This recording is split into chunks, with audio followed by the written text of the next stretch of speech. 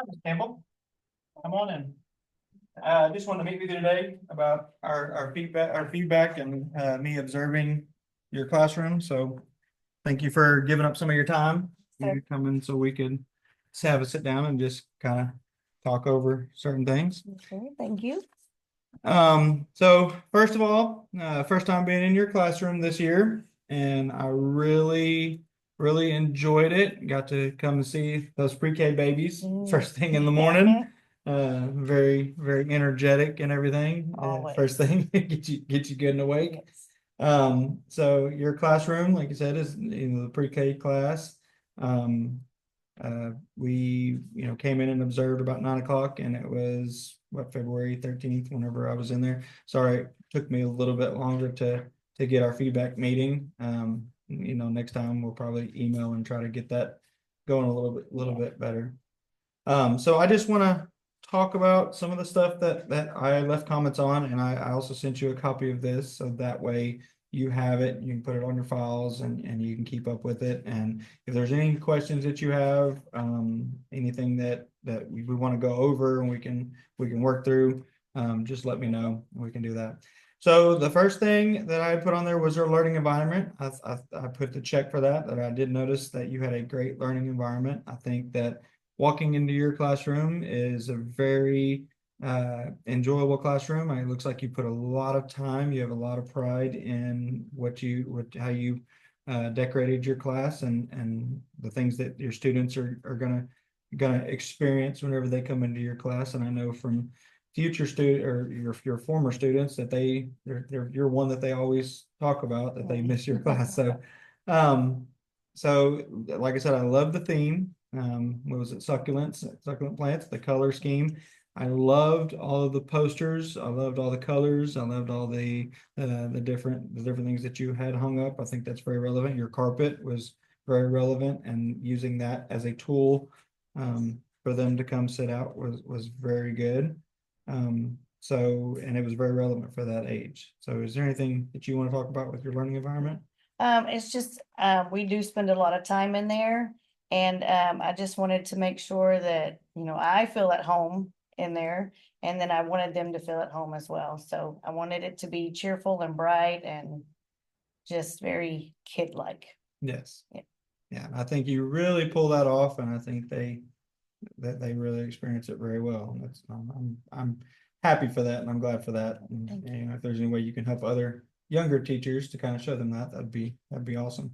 The next thing I checked, yes, was your class objective. I think that you provided a clear, focused class objectives, and it's very driven, teacher, student driven, student learns, and you can very see that. So your lesson that I got to observe was over machinery.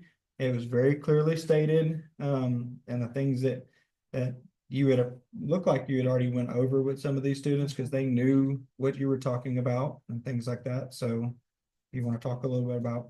Yeah, so our lesson for the month, or our theme for the month, was about building and creating things. And then this week happened to be all about tools. And so we had talked about kitchen tools, we had talked about garden tools, and then we talked about, small and big, like machinery, trucks, dump trucks, and other things like that. And then the lesson that you actually seen was special needs tools, things that people with special needs need. And so that one was, they didn't know a lot about those because it's, wheelchairs and hearing aids. Those are things that not everybody sees all the time.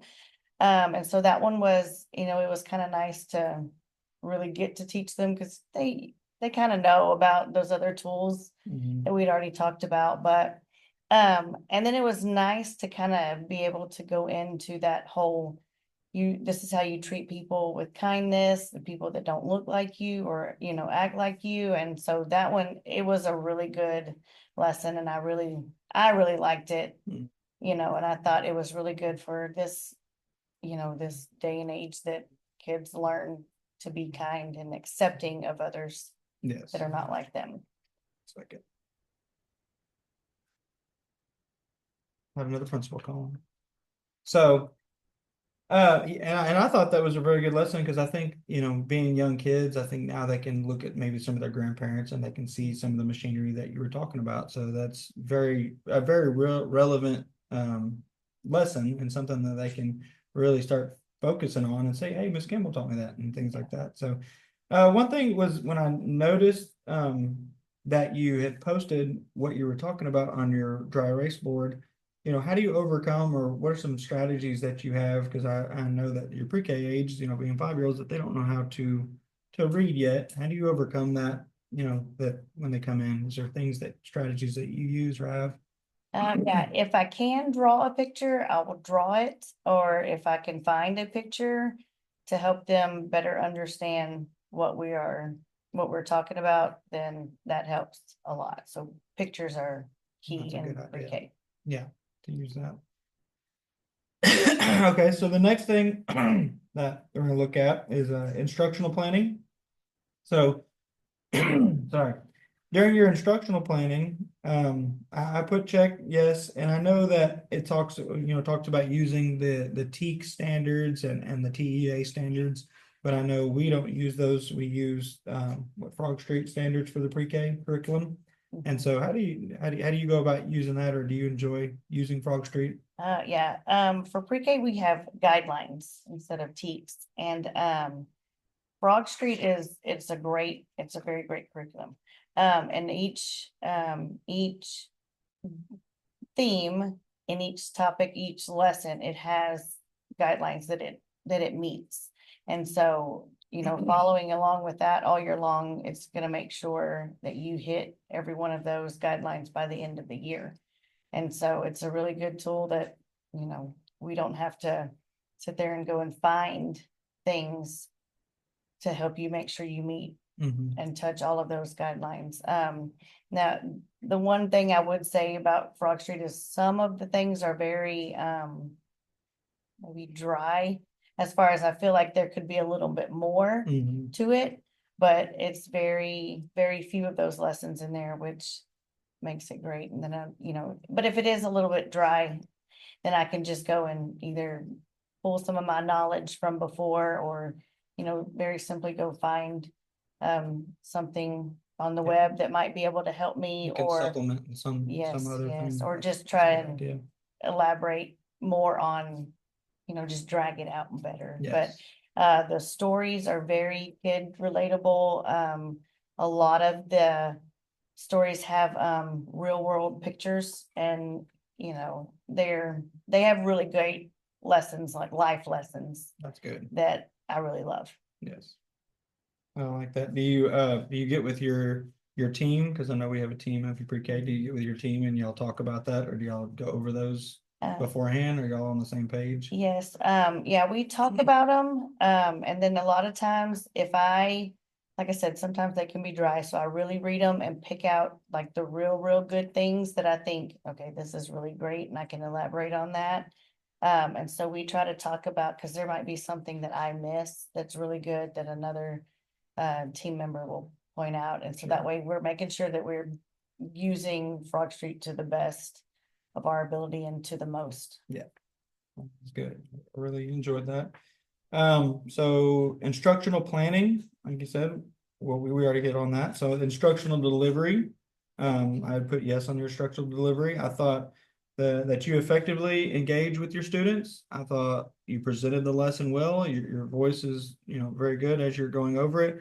Um, I think you use, like we talked about, using a variety of strategies and instructional things to kind of get the message projected or get the message over to those students, because it is very hard, like I said, when they can't read or they can't do certain things. So I know you have to use other strategies to teach them, and they're all coming from different backgrounds.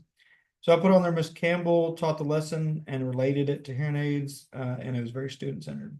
So Yeah, so, besides Frog Street and doing those type of lessons, we also have the letters, numbers, shapes, colors, all those basic things that we're trying to teach them. And so, it can be overwhelming, and it can be, if you don't have a really good strategy or a plan in place with all of those, then like I said, it can become a little chaotic. Mhm. But I have found that with their short attention spans, that it's a little easier to just, like I said, pick out those really good moments in Frog Street, talk about those, because those lead up to some really good conversations. And then it's a little helpful to that has been helpful to me is to go and break out into some stations. And that helps with, I tie some of those Frog Street things into those stations, and Mhm. it's it's kind of those, we're not just sitting for a long time. And so Yeah. Gotta it's keep been pretty their helpful. keep their attention spans going and Yes. keep them engaged the whole time, Yes. right? Yes. So student comprehension, your students are able to explain what they are learning. I think, like I said, I think your lesson really came across. I think they knew what you were talking about when you asked them, questions. Your questions were very focused on the lesson, and they responded back to you. It's not like they were confused and you have to re-explain it. Um, I liked how you got the student up to the board and let them get up there and actually do some work at your dry erase board. The only thing about that I would see would be to make sure that you're checking for understanding, making sure, because if you get the one up to the board, is there ways or strategies that you check for understanding uh with those? Um, well, when we do our good things in the morning, I use sticks that I draw their names so that, I'm choosing just a few, and so I could definitely use those for that as well. Mhm. So on the student comprehension, did they pick the lesson or they?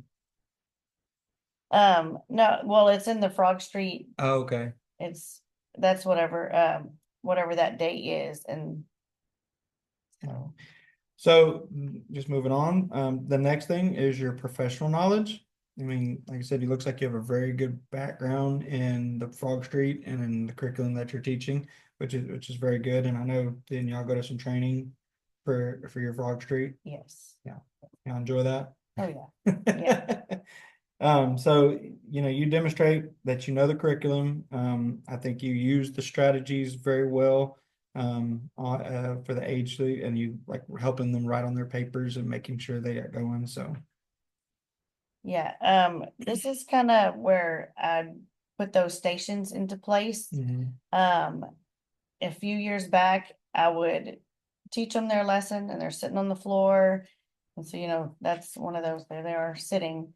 And then it was like, okay, we're done with that. Now let's move on to this. And it's almost more, it was like a just check a box and move on. But with these stations, I feel like it's an extension of what I just taught.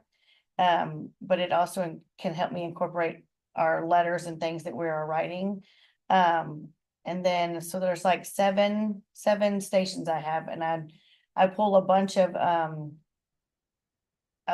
things into it so that my tactile learners can learn, my kinesthetic learners and visual, and all of the learners are getting something out of it. We use technology in it.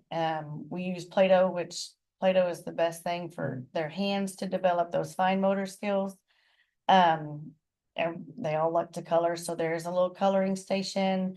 In my writing station, I pull the words, vocabulary cards that we use for the lesson. I pull those into there, and they just are practicing writing those, copying those words. And then I have, of course, there's my station that's where I'm really making sure that they're writing the letter correctly that we're learning. Are they forming them correctly? And if there's any mistakes, I can, help them fix it. And then there's always two stations that one, I try to focus more towards language and their letters. And then there's one I tried to focus more towards math and, other things that relate with math. But since we were doing building and creating, I got to change it up a little and give them some magnet tiles, and they got to build whatever they wanted. Yeah, I So really enjoyed that watching them go through there, and I know it's challenging sometimes. You got to teach all the curriculums, but you did a very good job of keeping all of those relevant. And I really did enjoy the stations and how they rotated. And like you said, seeing them on the computer, seeing them at these stations, seeing them interact with you while you're there. And you had great classroom management while that was happening because you were having to work with some kids and then redirect some other kids, which you did a very good job of handling that and staying on top of there. Probably takes that mother in you to Yeah. make sure that they are staying on task, eyes behind in the back of your head kind of Yes, thing. yes. So Well, that's what these stations help minimize discipline a little too, because they're staying busy. So that Mhm. little 5 minutes and then move on to another station, and sure. it's a little fast and furious, but it's working. Okay, so one of the last things on the sheet was the capturing kids' hearts. So, this training that we're incorporating and we're trying to make sure that we implement, that we went through the training a few years ago, but we want to make sure that we keep it relevant for all the kids. And I thought you did a great job. I didn't get to see your greeting. Right. Yeah, but I know that you do one, right? Yes. So you want to talk a little bit about your greeting? Yeah, so when they get back from their activity time with PE and music, we line up outside in the hallway, and I always make them give me a handshake first, because that's one of the main things in capturing kids' hearts is handshakes.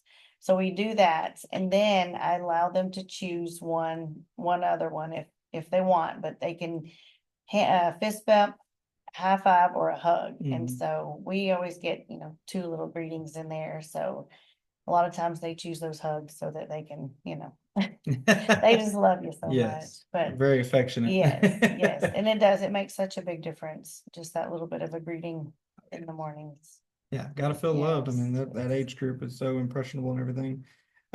So some things that I put, like I said, the greeting, I loved how you used the timeout signal to get their attention and making sure that they knew exactly when you were holding that up, that they were gonna be quiet and it's very relevant.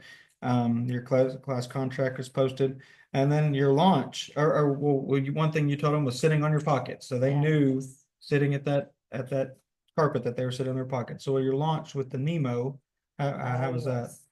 yes. So I stuck a launch in between when we're done at the carpet with our lesson, and how I launched them into our stations. And so I found the video clip on Finding Nemo that right before he's going to school, fixing to go to school, the dad says, "Are you ready to go learn and get some knowledge?" And I thought that would be perfect. And I did show them the clip so that they would know what I was talking about. Sure. Yeah. But so I start out and I say, "Who's ready to learn?" And then they will call back to me to get some knowledge, Yes. and they love it. And sometimes I have to tell them to wait and let me say my part first. They're so excited to say it. So Well, I'm not gonna keep you any longer. I mean, I really appreciate you meeting with me, and I think, like I said, overall it was a great lesson. If you need anything, just reach out to me, and you're doing a great job. yeah, thank you. Thank you.